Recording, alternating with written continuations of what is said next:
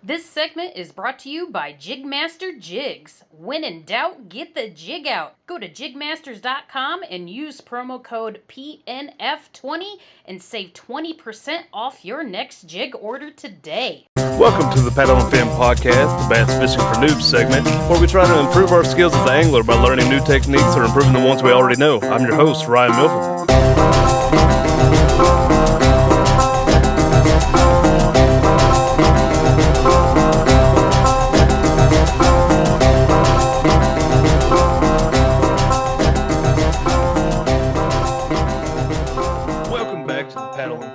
This is the Bass Fishing for Noobs segment. I'm your host, Ryan. We got co-host Sean. Hey, what's up, guys?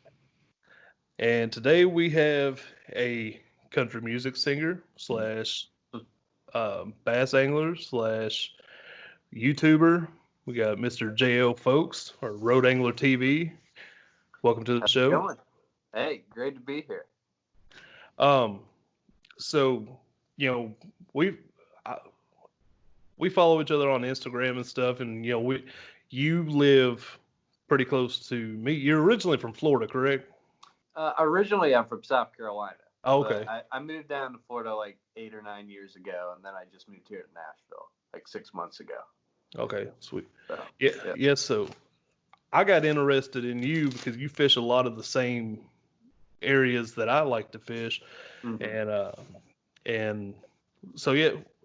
How about, instead of me trying to tell everybody who you are and everything, why don't I let you introduce yourself and tell people who you are, what you do, and all that good stuff?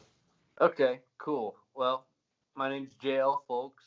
I was born and raised in Greenville, South Carolina for 21 years, and I've been playing music professionally since I was 13. Well, professionally for 10 years, but I've been playing guitar and everything since I was 13, and fishing since I was probably that young or younger, but didn't get serious into like bass fishing and stuff until I moved down to Florida, and I was living with a buddy of mine who had a lake in his backyard, and I went out there one day and just like tossed a grub like on a jig and pulled up a peacock bass, and I had never seen a fish like that before, and I'm like, whoa, this is freaking awesome. So I kind of discovered like this really awesome fishery in my backyard, and then I fell in love with like kayak fishing shortly after that. So I combined like the fishing in my backyard to like my friends taking me down the river in South Carolina, and I just kind of like, because at that point in my life I was kind of like searching for a new outlet,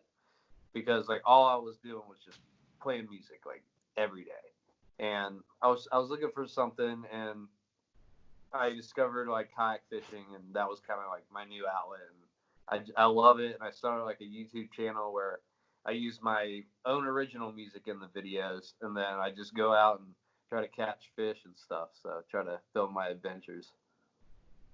Sounds awesome. Yep. Yep.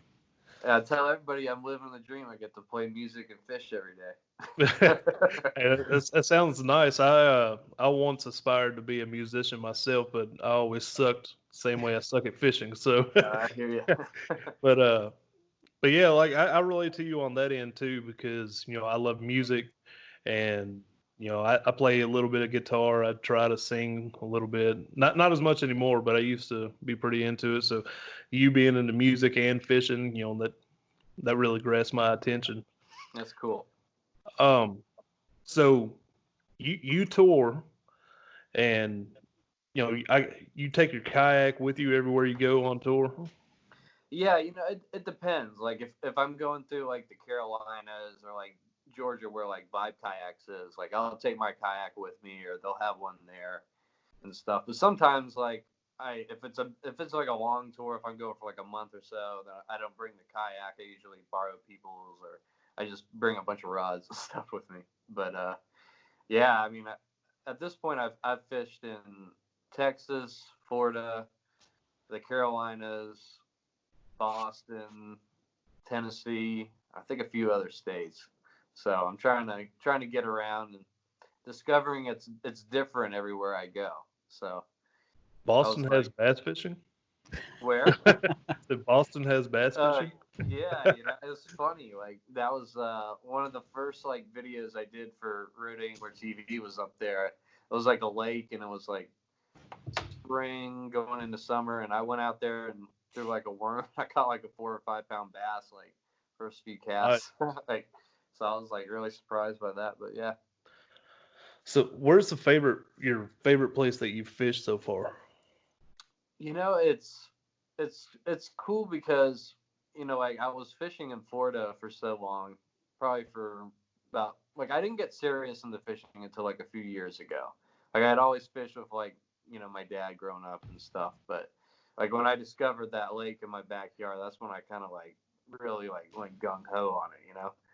But so like I really dialed into like how like you fish in Florida, and moving here to Tennessee is a totally different fishery. So it's like going from like one extreme to the other. Because like when you go down to Florida, you got tons of vegetation and like tons of like different areas. Like there's a bass there. You just look Yeah. at it and you know. And like here, when I moved here, I just like there's just like a ton of rocks and like no vegetation. So I was like totally different. And down there you're fishing for like peacock bass and stuff, and then like here you're fishing for smallmouth, so which are like totally different, but they both like fight the same. Like it's really cool. So Yeah. I really like the two different worlds. But I think I really like fishing here in Tennessee the most so far. But I think as far as kayak bass fishing, I think the best state is probably Texas. They've got like the best rivers, like unbelievable. Yeah, one of the other show hosts, Justin Nichols, he's out in Texas and he's been pulling out some big bass lately. Yeah, that's what I'm saying. I got friends out there. They're pulling out like 10 pounders all the time. They just throw big swim baits, and they don't got a whole lot of smallmouth and stuff, so it's just like big bass out Yeah, there. And big you just got largemouth. like pristine, like crystal clear, especially like on a kayak. Like you got like these fun rapids you can just like hit all the time, and it's only like a few feet deep. It's not like you're gonna get sucked under some rock or something. I was gonna say something when you're comparing Florida to Tennessee. Florida, from what I've heard, is like a lot of shallow water, ain't it? Mm-hmm. Where we got a little bit deeper water Yeah, around. that was another thing because like in Florida, I fished in my kayak and you don't need like a fish finder. It's pretty shallow everywhere you go. So if you're tossing like a swim bait in like 6 feet of water, they're gonna nail it.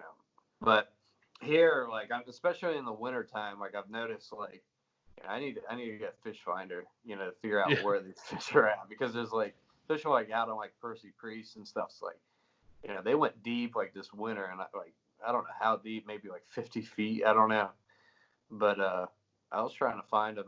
It was tough, but now like spring, I'm starting to really like figure it out again. So yeah, You, that's about the way I am. yeah, you mentioned Vibe kayaks. Is that what you fish out of, or what are you fishing out of? yeah. I fish out of them.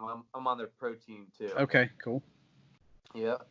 Yeah, you got a Seaghost 111 and a what is it, Yellowfin 120? Is that right? Yeah, I got the Seaghost 110 and the Yellowfin 120, and then I got one Yellowfin 100 down in Florida, and then I got another one coming from my girlfriend.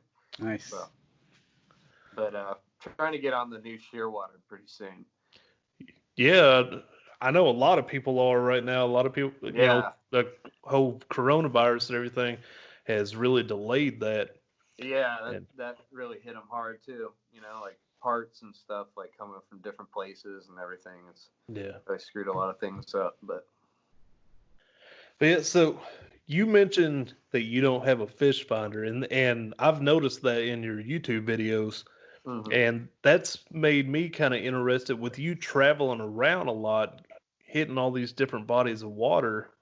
Like that's got to make it harder to break down those bodies of water, not having that tool, right? Yeah, like in Texas and stuff, like they're not that deep either. Okay. And it's anywhere like I'm fine fishing like a place unless it's like really deep water, like you're like in the middle of a lake, and you're just finding them on and you're just dropping down.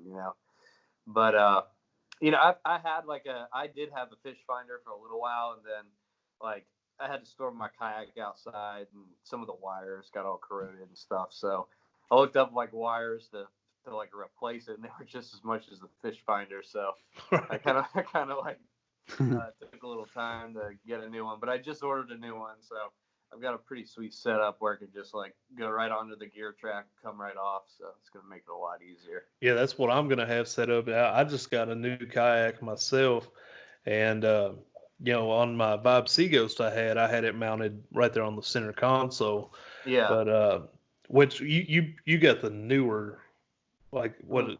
You got the newer Seaghost. Yeah, like the 2019 generation. Yeah, so it's got the gear track on the center console on the Seaghost. Yeah. Well, I had the older model, like the old console, yeah. so I had to like screw it down. But yeah, I'm gonna have mine in the gear track on my new kayak now. Yeah. Yeah, I just ordered like a cell block and a transducer arm, so I can put it all on one piece and just put on the side gear track, just like take it on and off, and I could just take it to the Seaghost or the Elephant, whichever one I want to take out. Yeah, that's a good deal. What kind of fish finder did you end up going with? It was a low range, like Hook 2, I think it was. Is it the smaller, cheaper one, the 4X? Or? Yeah, I think it was like $100 or something. Yeah, that's the one I got. Yeah. I think unless you're like doing some serious tournaments, I think that's all you really need. Well, I think if you lived without it for so long and were successful somewhat, then that's got to be, as much as it's hard to do, but if you can do it and be successful, your confidence level's got to go way up. So. Yeah. That was like the problem. Like when I first moved here, like I was like catching nice fish, especially like on top water. Like that was like I was just throwing nothing but top water. And then like when fall hit, like it was like it went from like summer to winter, like boom, like overnight. Like it just changed real quick. It went from like being 90 to like 30, like real quick. And then like I was throwing a jig, and I was getting them on the jig, and then all of a sudden nothing. Like they must have went like super deep, and that's when I was like, man, I wish I had a fish finder, because like I don't know where. Like I'm going out here for like 5-6 hours. I'm not getting a bite, Yeah, that's actually when I got my fish finder. I got mine around Thanksgiving, and but it still didn't do me no good over the winter because I had no idea how to use the thing. So I've been trying to learn it. But yeah, I feel like I'm getting better with it myself. We just did a episode with Bass Geek from over on YouTube for the last week's episode. So he had a lot of good info. Learned a lot from him. And where was I going with this? I don't remember. I hear you. But yeah. So before you're getting a fish finder, but don't currently have one. How have you usually been breaking the water down all these different places that you would go to? Well, it seemed like when I first moved here, it was like August. It was like end of August. So like I said, I was just throwing like top water because I knew they were like because I have a good like indicator in my neighborhood because I got like 3 stock ponds.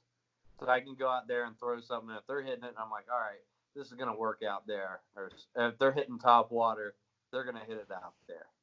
So I kind of use like the ponds too to kind of figure out where like the bass are going to be. But like when I first moved here, I was throwing top water. And then I noticed they were stopping, like not hitting it as much. And then I would move to like a jig, and then like they were nailing the jig a lot in the fall and the winter. Like I couldn't figure it out. Like it was tough for me because I went out there and got skunked. I mean, it was the point where I was just like trying to think of different ways to make videos and stuff. Cause like especially since I don't know a whole lot of people here, like that could show me how to fish, like Tennessee and stuff. So I do now, but I'm still like learning. But as soon as I went to Florida for a tour in February, so I was down in Florida for the whole month of February and did like a ton of fishing. And then when I came back, it was like March and then April, and that's when it's been starting to warm up, and I've been out there like every other day now, and pretty much like some days I find them like way up shallow, and then like some days they're like 10, 20 feet down, and I'm just fishing slow, like finesse fishing, but yeah, I'm figuring out some certain things that work and some things that don't, but totally different like selection of lures than Florida. I bet. Mm-hmm. Yeah, I remember when you were putting out all those videos of you down in Florida. It looked warm down there. You're catching fish. I was jealous. It was chilly up here. Yeah. That's what's cool about kind of being my own boss. Like playing a tour that tour, like I made a lot of money on, played on a lot of really good shows. But like the days off, like I was going out with guides and stuff, like that I know. We're just like killing it every day. Like I got one guy that he's a guide down there, and we'll just go out there and catch like 100 peacock bass. Like it's insane. Oh my! Like he's got like it's live bait, but you're like slaying like 5-pounders like every cast. Like it's crazy. That's a bucket list of mine. Those fish look so cool. I want to catch some. Yeah, they fight like a smallmouth too. Like they're awesome. But yeah, man. But starting to figure it out here in Tennessee. Yeah, I wish I could say the same. Yeah. I think that yesterday I did pretty good. I caught all dinks, but I got about 4 in the 2.5, 3 hours I was out there. Yeah. So, I hear you. I've got skunked on Sunday though. I got a guy I'm supposed to go out with either tomorrow or Friday. That's got a bass boat. He said he throws around these big 8-inch swim baits on Priest.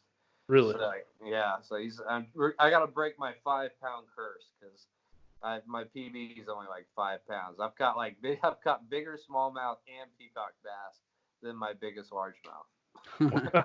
It's crazy. Yeah, mine is 5.69. Yeah. And that was out on Stones River. Oh yeah. I was right when I moved here.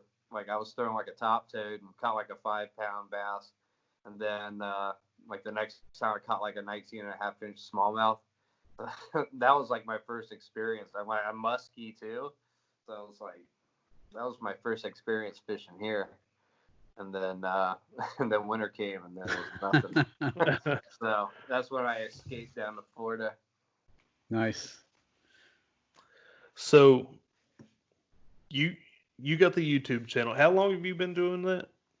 I think about 2 years now. Like it's taken me about 2 years to get monetized and everything, but now I'm monetized. I noticed like YouTube's kicking me some boosts here and there, So it's starting to take off now. I'm noticing, especially here in Tennessee, I'm noticing like all the videos here like seem to get more traffic than down in Florida. I think because there's more of a scene for it here. Really? Which is surprising. I think like as far as like freshwater goes, there's not a pretty big scene for it down there. But I think like offshore, like saltwater, there's more of a scene. But wow, that's really surprising. Yeah. But, yeah, that was another reason why I was pretty happy about like moving here, because if you think about it, Tennessee, like as far as like kayak bass fishing, like I'd say it's one of the best states, in the country for it. I'd say Tennessee, Florida, Texas, but Florida doesn't have the scene like it does here and in Texas and stuff. I don't know. You just don't have it. I guess because there's a lot of gators and stuff too down in Florida. Like that was another thing, like fishing down in Florida, gators are cool. You don't really got to worry about them, but you're always kind of like watching your back.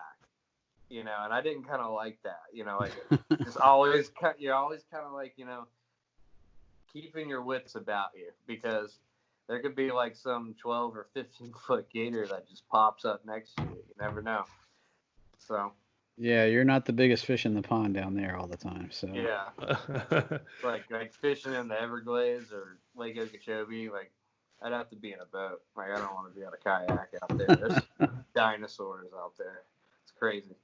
I've heard they don't really mess with you as long as you leave them alone, unless it's mating season. Then you really want to stay away. Yeah, I mean, I've went down like some skinny rivers with some big gators before, and I'll never forget this one time I watched my girlfriend paddle right by like a 15-footer, and it moved a little bit. And like, you know, I don't know. I don't trust the big ones. The small ones are cool, but the big ones, you know, they're man eaters.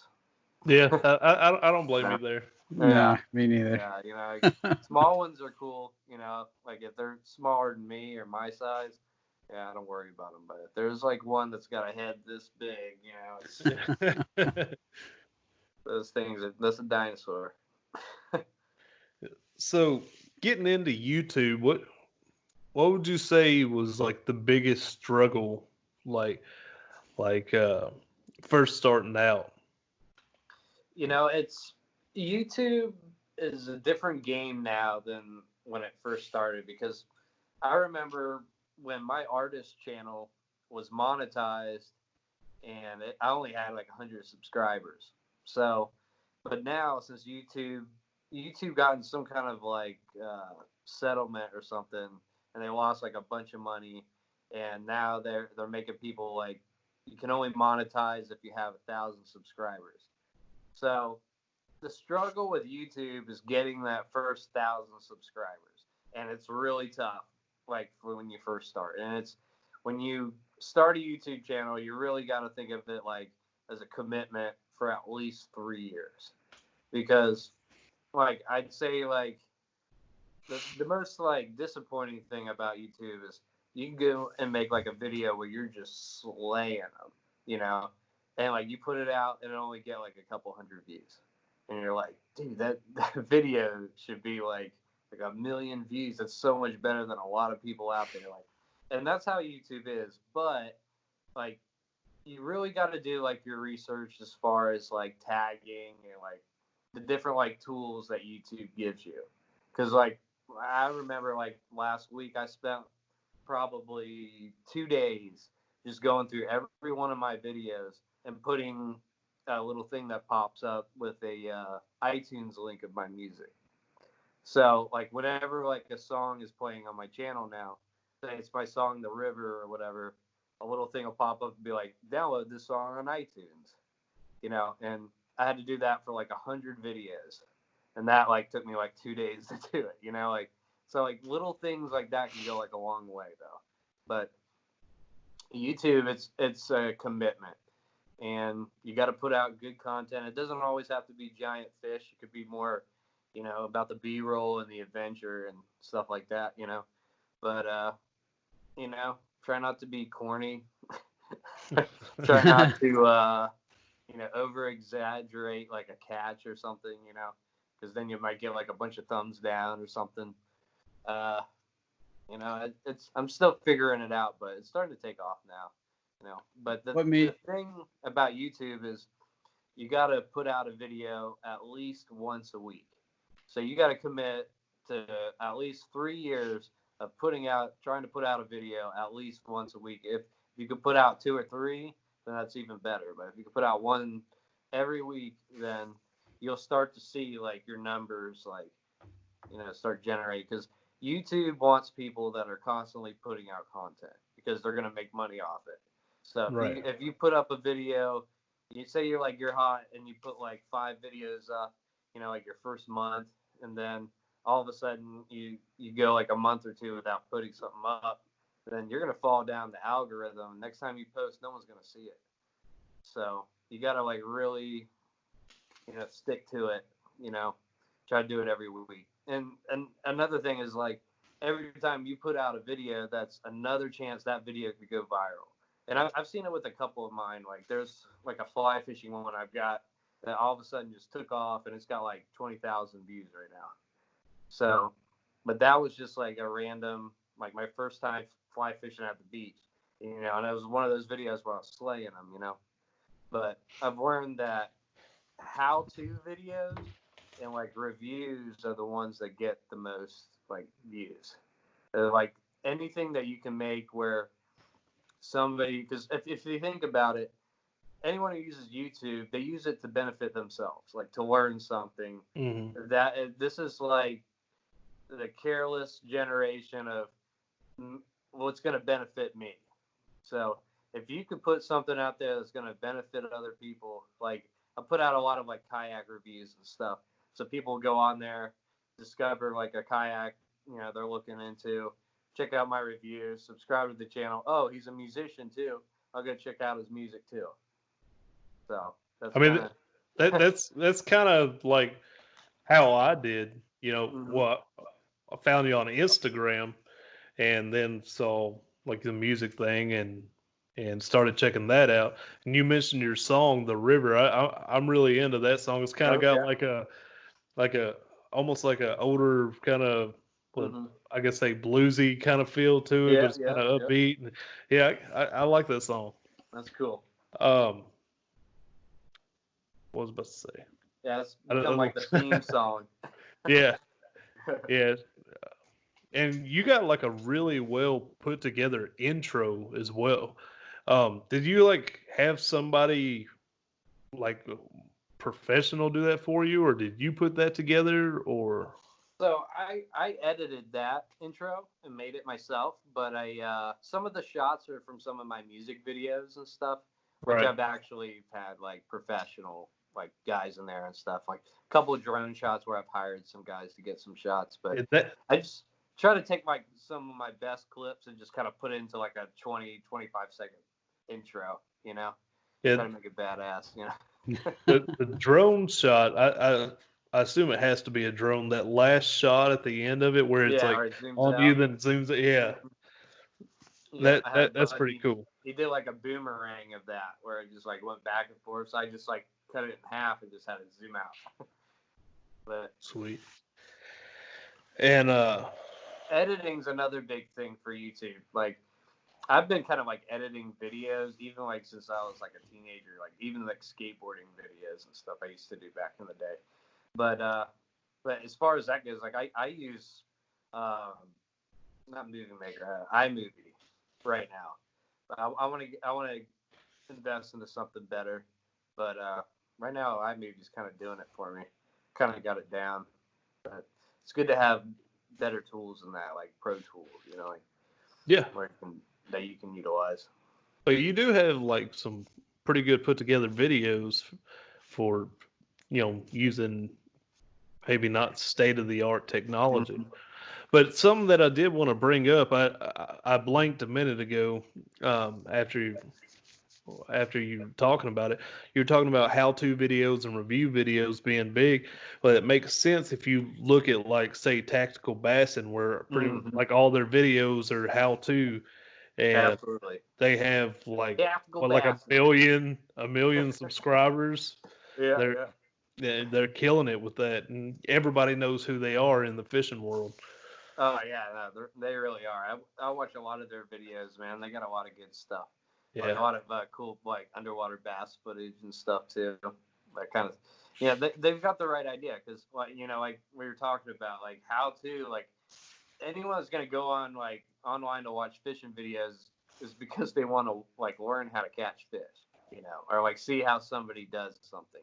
So if you put up like a video like how to use a wacky rig, like or something like that, that may get more like views than the video of you just like, ripping lips. So that's kind of like how YouTube works. Like you'll see some of your videos that are like, that was an okay video, and then you'll see it just take off all of a sudden. It's like, why did that one have to take off and not this one? Yeah. Like killer. But that's kind of how YouTube works. It's they'll throw you kickback.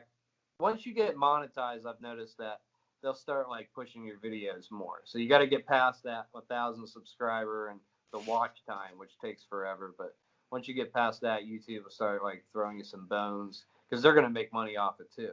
So, but I promote a lot through like Facebook groups and stuff too. You get a lot of haters every now and then, but I just do it because it gets out there and a lot of people discover you that way.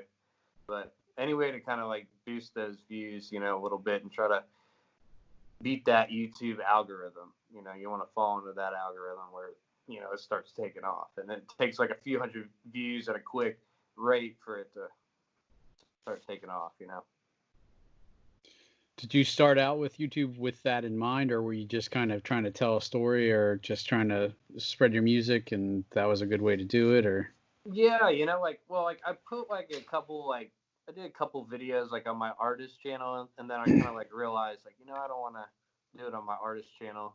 I want to kind of like make something separate, and I was following like some YouTubers at that point that I really like kayak anglers, and then I was just like, you know, I'm just gonna do it. I'm just gonna go out and just film my adventures and put my music out there for people to discover and listen to, and then it started like kind of taking off, and then I started getting more serious about it and stuff. And now I think I'm gonna try to start doing some tournaments and stuff, then like filming my action during some tournaments. I've always wanted, like, I've done a few tournaments, but I wish I could do more, but usually like they're going on during the weekend, and that's when I'm playing music and stuff, you know. Right. So that was always, you know, the hard part. Or like I had a gig at like till like 2 a.m. and had to get up at 6 for the tournament or something. So, you know, it's tough. But now with this coronavirus thing, you know, like I want to try to get into it. Well, you know, KBFTN local group, they got their season opener coming up. Oh yeah. I believe it's that first weekend of May. The guy, was it Chris, or what was his name? Cass, I think was his last name. He's on the board or something of that. I fished with him the other day. He was telling me about it. So yeah, Mike Cass or something. Matt Case, I think his name was. Matt Case. I think. Yeah, I think. I've seen that name there. Yeah, he's like a Hobie guy, but there seems to be a lot of Hobie guys in that group. Yeah. Yeah, you know, the Hobie guys, you know, they could be cocky because, you know, they got the best. So. But do they, though? Do they? I don't know. This, new Shearwater is looking pretty nice, you know? Well, you know, I just jumped to a Jackson, and, you know, Jackson. I kind of feel a little cocky myself now, you know, even compared to the Hobie guys, because, like, I can instantly reverse. Can you do that? Oh, you know? yeah, exactly. Sean's a Hobie guy. Yeah. I do miss that instant reverse, I gotta admit. Yeah. No, they're cool too, man. I like Jackson too. Yeah, man. I love all kayaks. They're all cool. Hey, we have our Bass Fishing for Noobs tournament coming up too. So if you wanted to join that, that's a month long online. It's online. Yeah, nationwide. Yep. Yeah, I'm down. Then you can fish when you want. Yeah, it's basically for people that want to start kayak tournaments, and, you know, just kind of dip your feet. It's only like a $10 entry fee. That's so, cool. And quick plug while we're on the subject. Yeah. It starts on the 1st, guys. So when this comes out, you know, you only have a few days left to sign up for that. So make sure, if you're wanting to fish that, to sign up on it as soon as possible. But yeah. So something I mentioned to you before we started recording is, this is what I'm really interested in, is you go fishing. You post the pictures of you going fishing that day on Instagram, and you have that video on YouTube by that afternoon.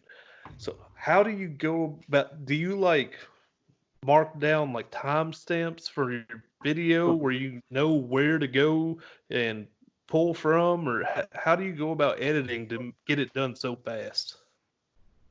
All right, that's a good question. So usually, like, when I go out, you know, I usually go out probably 5 hours.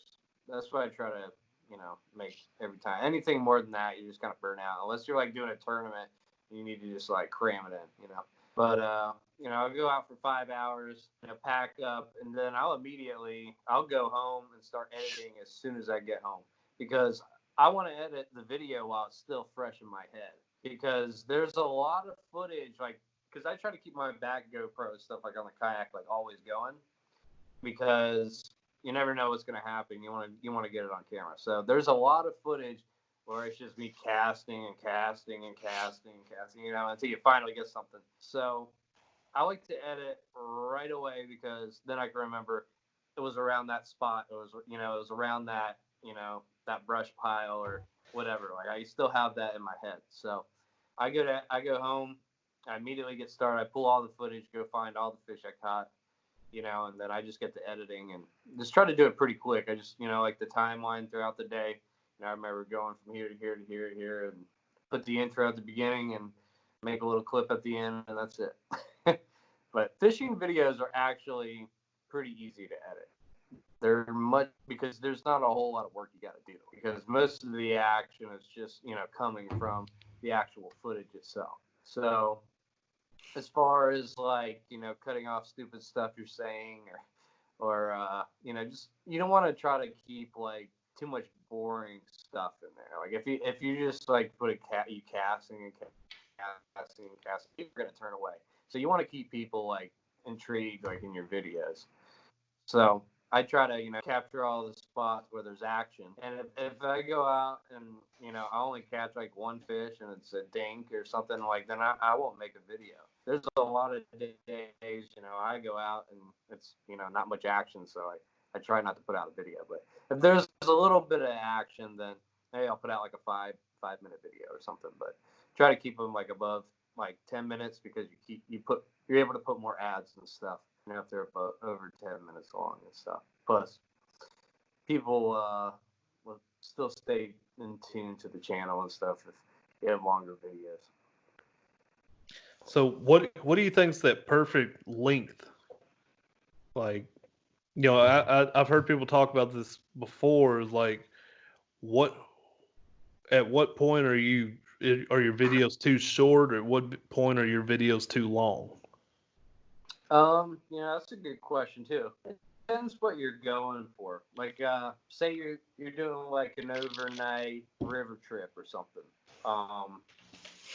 I would make that into 2 or 3 parts, you know, and I would make each part probably 10 to 20 minutes long, you know, and that would be like an actual like, you know, part 1, part 2, part 3 video, you know, river, you know, like cooking your food up on the river, you know, riding rapids, you know, like all that stuff. So like, something like that I would try to shoot for 45 minutes, like out of 3 videos or something.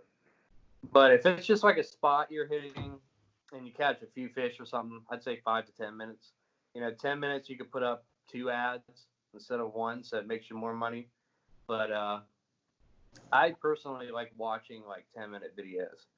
Now, some of the like longer videos, you may not get as many views, but they make more money and stuff too. But it all depends what you're going for. You know, like I have like other videos where we're catching like 50 fish, you know, so I'll make that a 20-minute video or something, you know? Yeah.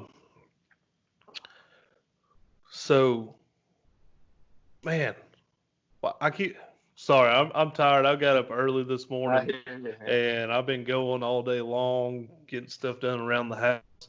So I just keep on blanking. So with your cameras, how do you manage your camera life? Like, let's say, how long will you have actual GoPros, not the knockoffs, right? Mm-hmm. GoPro. See, I got the knockoffs, so yours might be a little bit. What kind of battery life do you get out of it if you keep it on? So, you know, I try to use GoPros. I don't have like a Hero 8, but I got like a 5 and a 6, which you can pick up for like cheap now. But I mean, they do everything you need.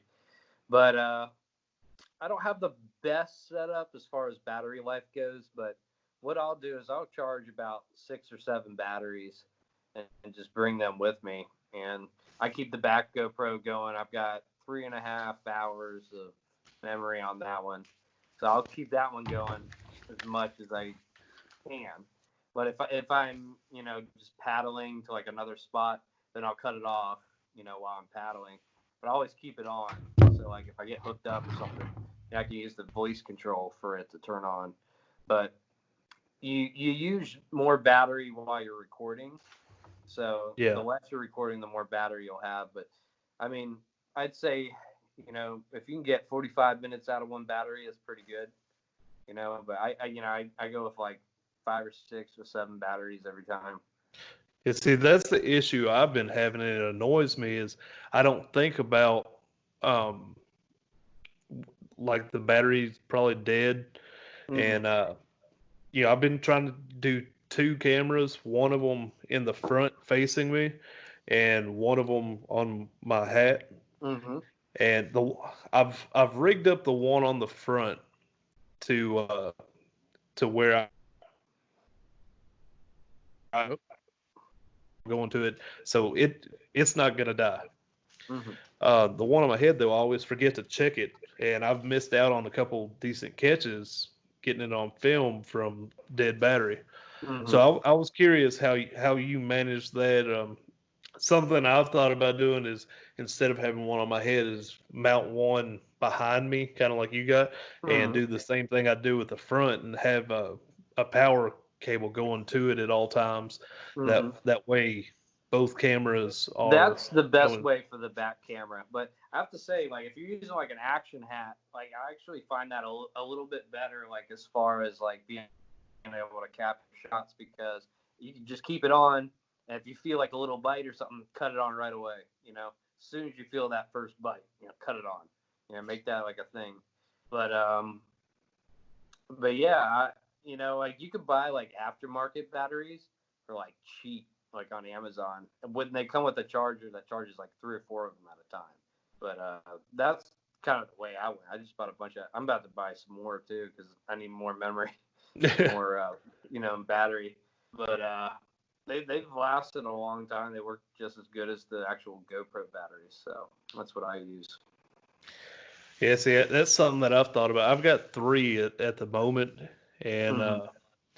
I need to get some more myself for that. I'm Yeah. just trying to decide what I want to do. I do agree with you as far as the head cam, because it sees Mm-hmm. everything you see. If you turn your Mm-hmm. head, it sees Mm-hmm. that. Um, but for battery life purposes, not having to worry about changing batteries, I've been thinking about mounting that in the back.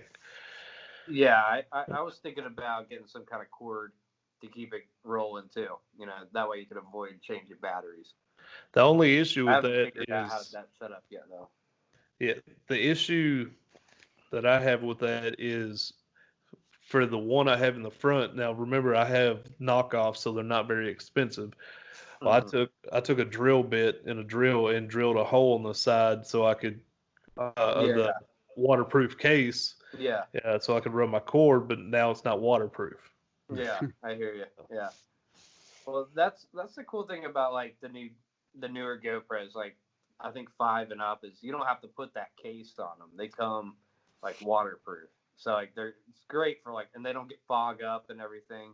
So you can get really good underwater shots with those and stuff. And they're really durable. I mean, you can get like I think they got a Hero 8 now, but like a 5 or 6 is like this shoots 4K. I mean, you don't need much more for that fishing. I mean, now that like the new ones, like I'd love to get a new one.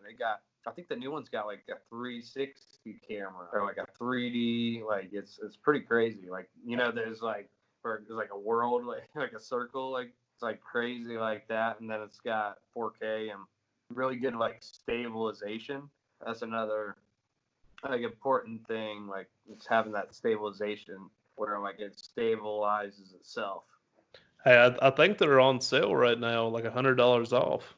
Yeah, you could trade in like an old GoPro or something for it, but I don't know. They're pretty expensive. I'd like to get a new one, but the thing is, like, they come out with a new one like all the time. Yeah, Like I remember when I got it's the about like 6, a like cell the 7 phone. came out. Yeah, yeah, it's exactly like the iPhone. But having like the top of the line one, and it does show in your videos and stuff. Right. Yeah. Anything to boost the views. was that a process too, just upgrading equipment, or did you pretty much start off top end and?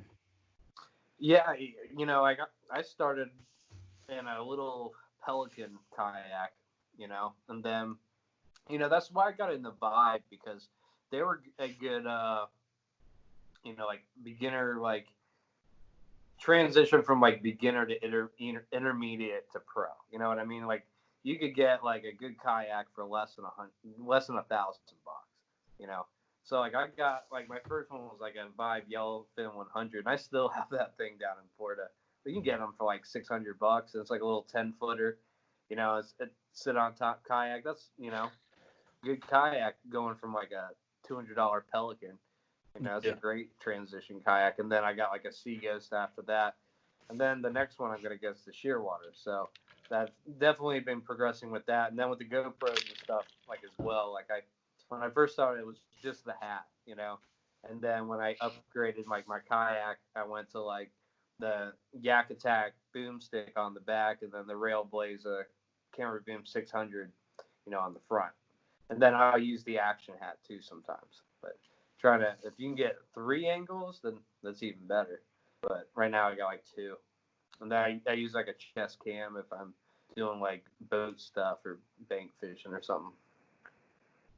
But definitely always trying to invest in better equipment. That's, anything I make from Road Angler, I'm just going to put it right back in a new camera or something, Keep progressing. Yeah. Gotta keep investing in it to help it grow. Yeah. Just like any business. Yeah. Now let me talk about the Shearwater that you're getting real quick, because I was interested in it there for a little while. So what did you decide to go with? Are you still gonna paddle? Are you getting the pedal drive? Are you getting the Bixby motor with it? Yeah, I'm probably not gonna get the Bixby right away, because first off, I think you gotta register your boat. Yeah, with the motor. It's not like that's not a big game changer, but those things are pretty expensive. Yeah, they're like $1,000, ain't they? Yeah, like I think like even more, like 1,200 or something. It's crazy. But unless you're like pro staff or something with them, I don't know. It's a lot of money to spend. But they're pretty awesome. They're pretty quick.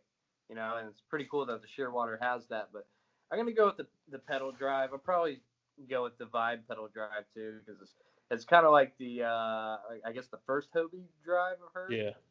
Which I guess that one didn't go in reverse either. That's Right. kind of like how the Vibe X drive is. But so I'm gonna go with that, and then down the road you can actually drop like a Hobie 180 drive in it. I thought I heard that. Yeah. So, yeah. So that's pretty cool. And then it's got the standing perch, and it's a cool kayak. I mean, like I get a discount for Vibe and stuff, so it's gonna help me out a little bit. But I mean, I'd say for $2,000 you can get a pretty damn good pedal kayak. Yeah. I actually. It's slick looking. It's got a lot of good options. I love the layout of the boat. Like I think it's got a sweet layout with the rod holders and your box holders and stuff, and like I love all that. The one thing that steered me away from going with the Shearwater was that drive. I wanted something with instant reverse, and that's the only reason why I went somewhere else. Yeah, no, I hear you on that. I mean, I think I like the option you can drop a Hobie 180 though. Yeah, that is cool. So I didn't know that at first, so that was a good thing of them to do that, because that's a pretty big game changer. Because like I may just go straight with the Hobie. I don't know, but I just ready to get a pedal drive, especially like out on the lake. Oh here, man, it's a different experience fishing a lake here in Tennessee. Yeah. And down in Florida. So I want to have the fish finder, the pedal drive, and then I'll probably sell one of the kayaks I got now to get the Shearwater, but I'll probably keep one of them. I may keep the Sea Ghost or the Yellowfin. I don't know yet, but I keep one of them for like a rivers, and then the Shearwater for like lakes and stuff, big water. And see, that's one thing that I really like about this Jackson Bite FD I got, is it's got that kick. It's got that kick up drive, so I can actually still run it in the rivers, and if I hit anything, the drive will just push up into the hole. Yeah, it's pretty sweet. Pretty cool. Yeah. I don't know. Sorry if I'm ranting about my kayak. I'm excited about it, man. It's new. That's interesting. That's cool, man. I'm ready to get in a pedal kayak too, man. Have you ever been in one before? I never have. Man, Yeah, I'm sure it's a game changer. Dude, it's so sweet. Yeah. I get from point A to point B so much faster. Something I have noticed myself doing is once I get to where I'm wanting to fish, I still paddle a lot. I've only been in it twice, but I'm still like doing small adjustments, like positioning and all that. I still use paddle quite a bit. Yeah, I'm sure. Yeah, I'm gonna like having like the two options where I can, because I like paddling too, but like just it's gonna help out just getting from like a one main point to another main point. Right. Right. Or getting way back in a cove or something. Instead of paddling, especially like I noticed here in Tennessee, like you get some whipping winds sometimes, man. Oh yeah. I've gotten a serious workout lately, like paddling out there. So I go out when it's windy too sometimes. So last Friday, I went out there on Priest, and that was the day I sold my Seaghost 130. Yeah. And so I wanted to take it out one last time because it was a good kayak. I really liked that kayak. Yeah. And man, I had done crossed an area. The wind wasn't that bad. When I went to cross back and head back towards the ramp, dude, it was like hurricane winds coming through and waves coming across. So like I'm having to paddle against that because I can't just cut straight across because these waves are they're gonna flip me. So I have to like paddle into them and then kind of turn and come back with them. And man, that was a workout. And hey, the Seagulls did do a great job, like just crashing through waves and stuff. Yeah. But man, paddling through that, it's got to be so much easier to pedal through that. Oh yeah, definitely. Well, yeah, that's what I noticed about my Seaghost too. Is I mean, as far as like current and stuff and like getting bashed around by waves, it handles it like a champ. But it's a little slower than I noticed like my yellowfin, like the paddle. I'm sure like the 130's like that too. But oh man, the 130 is I don't know, it's just heavy. Yeah. It's a little too big of a boat for me, I feel like. That's what I got from it. It's a good boat and everything. And, I'm a little bit heavier of a dude. I'm like 6 foot, 240. So I guess it's good for me to have a little bit bigger of a boat. But going from little $200 10-foot Pelican to a 13-foot boat, I felt like that 11 and a half, 12-foot range was going to be the sweet spot. Yeah, that's my sweet spot too. And I think that's what it is because this Bite FD's, I think it's 11 and a half, and that's a good size. It's sweet so far. Yeah, that was one thing about like I've been wondering about the shearwater because it's like I think it's 12 and a half, but I think it's pretty slick. I don't think it's big. Yeah, it looks like it'll be a pretty good paddling boat. Yeah, I think it's got like the best of both worlds there. So it's a little on the bigger side, but I feel like I kind of need that too. But I think my yellowfin's like 12 foot right now, but it feels like so much smaller than the Seaghost. Like it's different. Yeah, two different boats. I'm really interested in seeing more on that shearwater once it does come out. Yeah, I've seen like there's a few guys on the team that have gotten to like get on it and stuff, and they got some sick footage and pictures and stuff. But yeah, from what I've gotten, it like with this whole coronavirus thing, like they've just been kind of scrambling to get the parts and stuff. So, but they're supposed to be getting shipped out like within the next week or something. So, we'll start seeing a lot of content coming up, I'm sure. Yeah, but I'm excited about that. But it looks pretty cool. Well, hopefully I'll see it in some of your videos sometime soon. Yeah, I think once I see everybody on the team getting it, I'm gonna be like, all right, well, I gotta. but then I'm also kind of looking to see what else they come out with because I mean I think they're on they're working on some new stuff too. So we'll see what they come out with. Well, I may get the second generation of shearwater. I don't know. Well, see, this is I don't feel like I'm alone in the whole pedal drive thing, Mm-hmm. and I feel like there's been a few people that feel the same way I do. So I'm interested to see what they come out with too. See if they, decide to go with a different type drive Yeah, for another boat. Or, that's what I was wondering too, because like, I had like a bunch of like points with Vibe saved up, and I ended up just going with a Yellowfin 120 because I was saying like, all right, I can go ahead and get this kayak now, and then, kind of kick back and see what goes on with the shearwater, and if because there may be like a bunch of errors or something that they go and patch up, just like any company would, Yeah. Well, any new once it actually product, gets you're out gonna on the have. market, Yeah. Well, Yep. any new product, you're gonna have to, you're gonna have some things that you're gonna have to tweak and all that. I mean, there's probably, the Bite FD, the that model, the Bite came out last year, and it had tweaks. People had some complaints about the seat and Yeah. stuff like that. They fixed that. Bite FD. I hope I don't run into any issues, but I'm sure that some will have some kind of issue they'll have to correct. That's any type of new product that anybody Yeah. comes out with. And now how they Yeah. handle that issue is the main thing, in my Mhm. opinion, for any company. Oh yeah, definitely. Especially this being like their first pedal drive kayak Yeah. too. So it's probably not going to be their last one. I wish they'd make like a shearwater that was like 10.5, 11, like a shearwater junior or something. Like that would be perfect. It'll like 11, 11.5. I could see that in the future.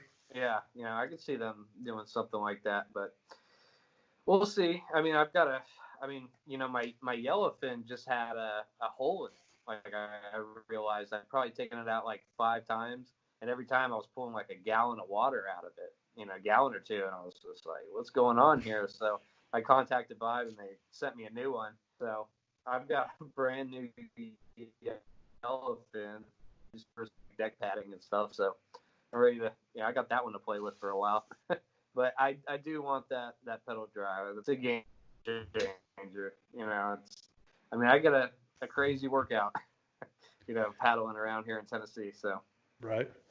yeah. Well, sweet man. It's been a good talk. Yeah, man. Thanks for having me. Yeah, appreciate you coming on here. Sean, did you have anything that you wanted to ask or bring I up? was just gonna say, hey, if you want to go over at where everybody can find you, and we'll Sure. definitely plug you as we can. So Cool. Yeah. So everyone out there, check out RoadAnglerTV. That's my YouTube channel where you can check out my fishing adventures, mostly on a kayak, but on boats and stuff too. And also check out my original music in those videos too. But if you want to learn more about my artist career and fishing and everything else I do, visit www.jlfulks.com and follow me on Instagram, Facebook, all that good stuff. JL Fulks and RoadAnglerTV. Awesome. You got we've talked about Vibe a lot being a sponsor. Do you have any other sponsors you want to shout out? Gambler Lures. That was kind of like my go-to lure company in Florida. But now things have changed here in Tennessee. It's a little different. So, I haven't really tried to pursue many sponsors yet. But as the YouTube channel grows and I start getting into tournaments and stuff, I'm gonna start reaching out to more. I was planning to go on to ICAST this summer, but I heard they just closed. Yeah, canceled it. I heard that too. Yeah, so that was a bummer because I was hoping to pick up some sponsors and do some videos out there and get some shearwater footage, but oh well. So, always next year. Hopefully. Yeah. Yes, definitely hopefully. be there next year. So for sure. But yeah, y'all make sure you go check out JL Fulks, RoadAnglerTV, YouTube, Instagram. Check out his new song, I Miss My Truck. Yeah. Is that what it's called? I didn't mess that up, did I? I miss my truck. Yep. Check that song out. And want to take us out, Sean? All right, guys. Well, thanks again for tuning in, and as always, Bass Fish for Noobs for bringing you the techniques, the tricks, and the tips to help you rip more lips. Thanks, guys. Later, everybody. All right, thank y'all. Yeah.